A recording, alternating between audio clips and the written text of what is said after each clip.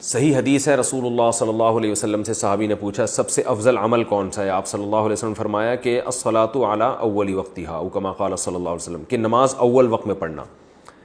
تو اس حدیث سے بعض فقہاء نے استدلال کیا ہے کہ ہر نماز کا جیسے ہی وقت داخل ہوگا فوراً نماز پڑھ لی جائے گی۔ تو لیکن دوسری احادیث سے ہمیں پتہ چلتا ہے کہ آپ صلی اللہ علیہ وسلم نے بعض نمازوں میں تاخیر کا وقت کو افضل قرار دیا ہے، جیسے فجر کی نماز میں آتا ہے اسفروا بالصبح فإنہ اعظم للأجر، صبح کو روشن کر کے پڑھو۔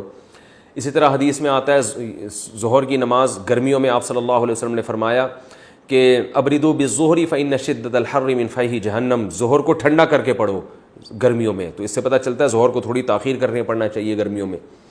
اسی طرح عصر کی نماز کے بارے میں آپ صلی اللہ علیہ وسلم نے ایک مثال دی ہے بخاری اور مسلم میں کہ پچھلی امتوں میں جو فجر سے لے کے ظہر تک عمل کیا ان کو اجر ایک قرات ملا جیسے یہودیوں نے، اور نصارہ نے ظہر سے عصر تک عمل کیا ان کو اجر ایک قرات ملی، اور میری امت نے عمل عصر سے مغرب تک کیا لیکن اجر 2 قرات ملا۔ یہ بخاری اور مسلم کی حدیث ہے۔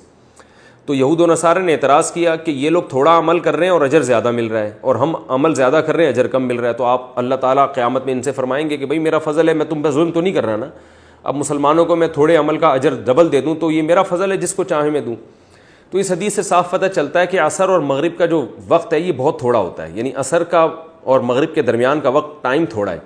تبھی یہ مثال فٹ بیٹھے گی کہ امت جو ہے عصر سے مغرب تک عمل کر رہی ہے نبی کی امت، اور اجر اس کو 2 قرات مل رہا ہے، اور عیسائی ظہر سے عصر تک عمل کر رہے ہیں اجر ان کو 1 قرات مل رہا ہے۔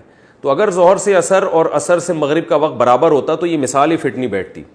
تو اس سے پتہ چلتا ہے کہ عصر میں آپ صلی اللہ علیہ وسلم نے تاخیر کو افضل سمجھا ہے، جیسے کہ ہمارے ہاں بر صغیر میں ہوتا ہے کہ عصر مثل ثانی پہ پڑھی جاتی ہے، اور سعودیہ وغیرہ میں دوسرے ملکوں میں عصر مثل اول پہ پڑھی جاتی ہے۔ تو اس سے عصر کی تاخیر کا افضل ہونا ثابت ہوتا ہے اس حدیث سے۔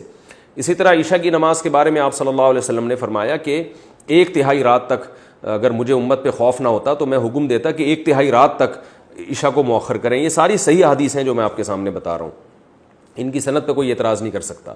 تو ان تمام احادیث کو جمع کر کے پتہ چلتا ہے کہ ایک طرف احادیث میں آ رہا ہے کہ اول وقت میں نماز پڑھو، ایک طرف احادیث میں ان نمازوں میں تاخیر کا حکم دیا جا رہا ہے۔